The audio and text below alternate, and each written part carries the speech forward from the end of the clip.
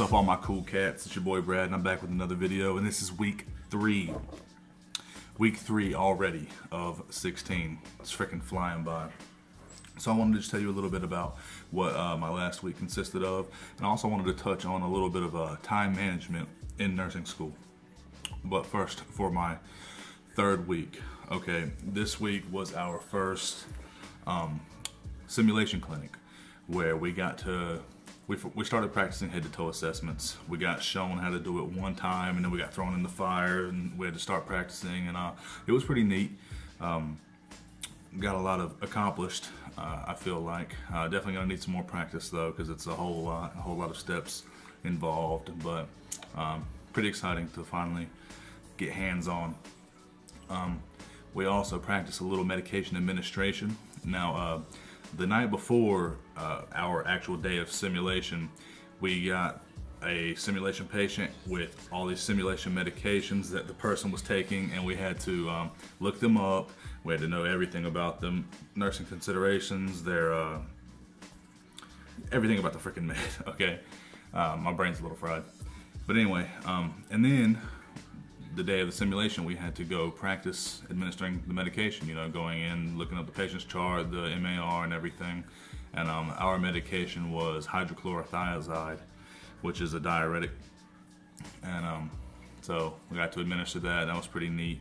And then we got to go look at the high fidelity simulation patients, mannequins, which are awesome. They blink, they talk, their chest rises, you know, they breathe, they have pulses that you can find, they vomit, they perspire, and it's a freaking mannequin, and it does all this stuff. So that's pretty awesome. And you know, we're gonna get time spent with that, because at the end of the semester we're gonna have to do an actual simulation run with the mannequin, and we're gonna be presented with the scenario, and we're gonna have to go in there and perform, so to speak. And it's pass-fail, so getting some quality time in with that thing, practicing, is going to be pretty crucial.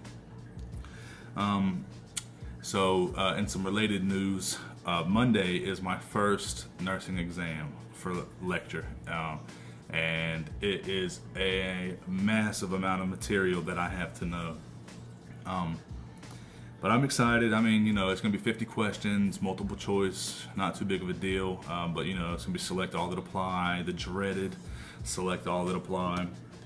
But I'm studying. I'm just taking a break to make this video. But yeah, it's a lot of material, and it's going to be hectic. But because that's on Monday. On Thursday is my first anatomy and physiology exam. So it's like, it's all just like the roof is caving in on me. I'm trying my best to stay above water, but I'm gonna do it. But anyway, yeah. So I mean, that was a pretty short synopsis of my third week. It's about all that happened. Let me just say this: it was on Tuesday when I had my simulation clinic. I had to be there at really like 7:30 in the morning, and it was from 8 until 2 in the afternoon. So I'm on campus from 7:30 until 2 in the afternoon. Stayed on campus because I had my anatomy and physiology lecture at 5:30. Sorry. I had my anatomy and physiology lecture at 5:30. So I studied from 2 to 5:30, got some lunch. So I had my anatomy and physiology lecture from 5:30 till 7, and then I had my A&P lab from 7 to 9:40. So I was on campus from 7:30 until 9:40 at night. That was dreadful, and I got to do that for the next 3 days, because we have simulation clinic for the next 3 weeks, because we have simulation clinic for the next 3 weeks. So that's going to be rough, especially next week when I have these 2 first big exams.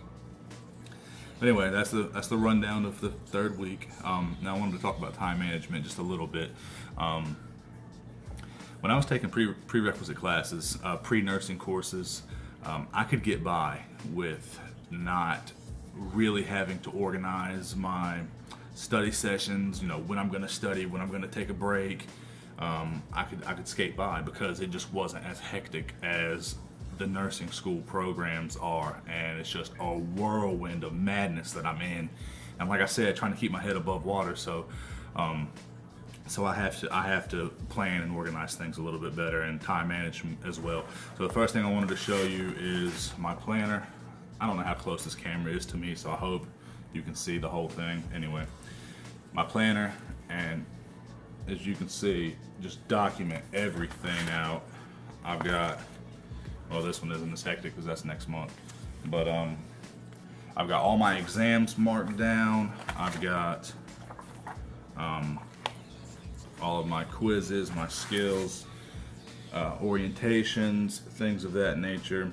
I've got some personal stuff too, like I have an interview for a job this upcoming week actually. I wrote that down. So yeah, writing down everything and even blocking off your study time. Like let's say, okay, I got to study this weekend for my test on Monday. So let's say tomorrow I'm going to study from 10 till noon. And then I'm gonna take a 30-minute break, maybe get lunch, whatever. And then I'll study from 12:30 until 2, let's say. I mean, literally block everything off. It will help, okay?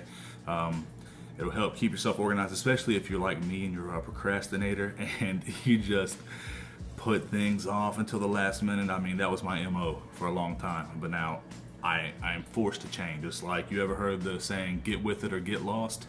That's literally what this is. There's no time to try and help, you know, if you're slacking at the back of the line, there's no time to try to help you get to the front. You either get to the front on your own or, you know. So I'm forced to do this, and it's gonna make me a better student, and it's gonna prepare me, especially, this is just fundamentals of nursing, especially once you start getting into the more difficult courses like Med-Surg 1 and 2 and what have you. You'll be better prepared for those high difficulty courses. Let's see. Oh, and also, if you're blocking time off, I mean, allow yourself a little bit of time to relax. You know, I know things can get so chaotic where you have to study for fundamentals and also pharmacology. Not to mention, you gotta, you know, research your skills and watch videos on how to perform skills, head-to-toe assessments, and then if you have another course like I do, A&P and A&P lab. You need to allow yourself some time to relax, to just unwind from it all, so that your mind can reboot, so to speak, and you'll be better. You can, how do I word it? You can absorb more information. Like, you take a break and then you go back to studying, you can actually absorb information better, as opposed to if you just overload your brain, just smashing your brain with information constantly. So taking time to breathe is also something I would recommend.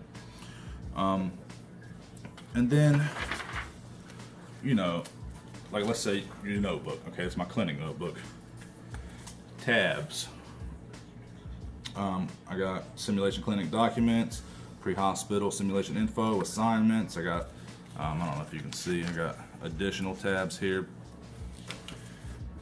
Just another way to further organize your stuff so that, I mean, and like I said in my previous video, a lot of this stuff might be common sense for a lot of you, okay? For me, like I said, I could skate by in pre-nursing classes not doing this, but now I'm forced to, and that being the case, I can really see how it's very helpful, it's very beneficial.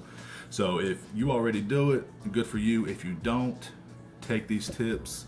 It is going to be worth it. You know, organization is key. If you're organized the day before your class, you go in, you're already good to go. You're setting yourself up for success.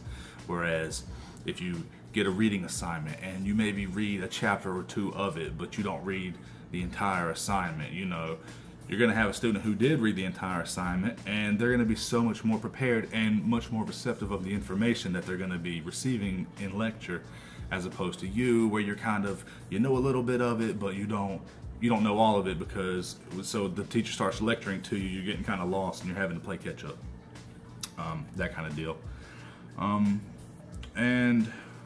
The last thing I would say is just making sure you're staying on top of everything. Like I said, it's a whirlwind of chaos. Nursing school is.